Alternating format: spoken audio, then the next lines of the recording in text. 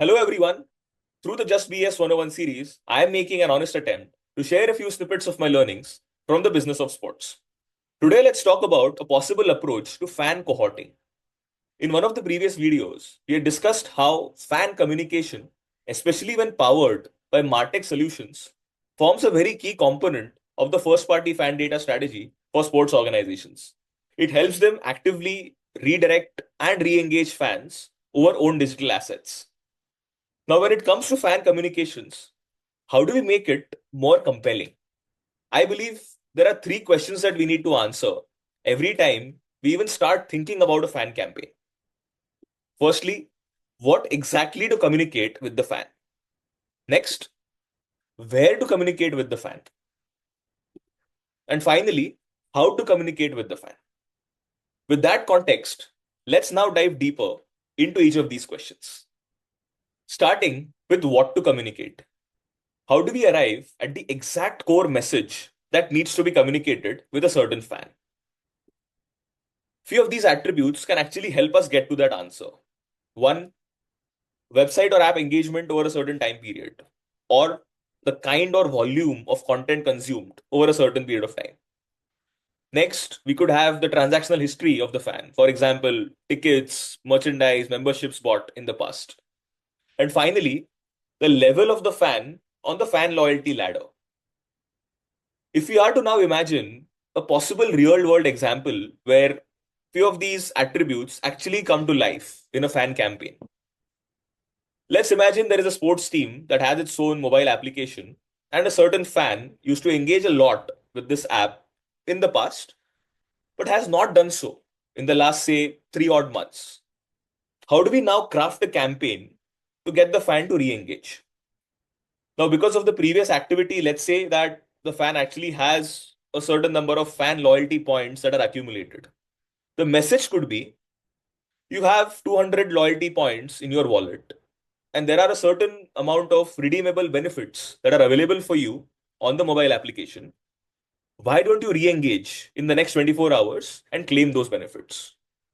Now, you can imagine a lot of variations, a lot of combinations of these kinds of attributes and communications that make it very contextual, very compelling for the fan to perform certain actions that we are wanting the fan to perform. Now, with that in mind, let's try to answer where to communicate this message. The fan attributes that help us select the right channel are rather obvious. The opt in status for a fan over WhatsApp, push notification, web notification, or even the email reachability. Have we verified the email ID that was used during the time of sign up? Why is this important? Imagine you have a fan base of, say, 5 million. Would you send every campaign to every single fan on every single channel? That obviously is not a very optimal way of running the whole operation. And cost optimization becomes a very important theme when it comes to planning and driving fan campaigns. So it's important to be aware of where to reach out to fans and where we will expect the best response rates from a certain cohort of fans. Let's now think about how to communicate the message in the best possible manner.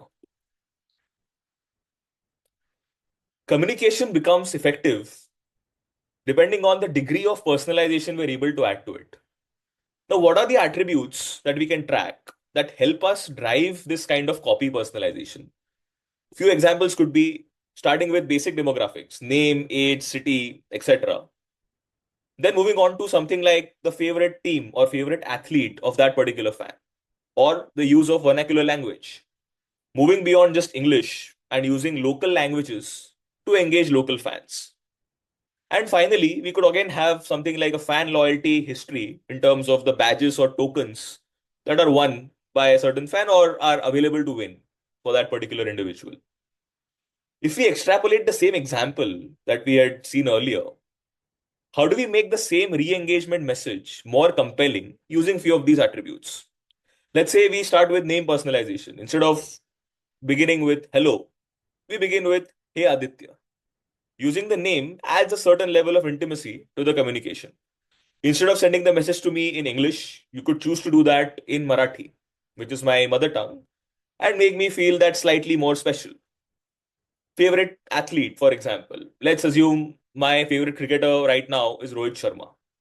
Can we use some unique phrases or jargon that are very, very specific to Rohit Sharma, something that maybe he has said in a press conference and has gone viral?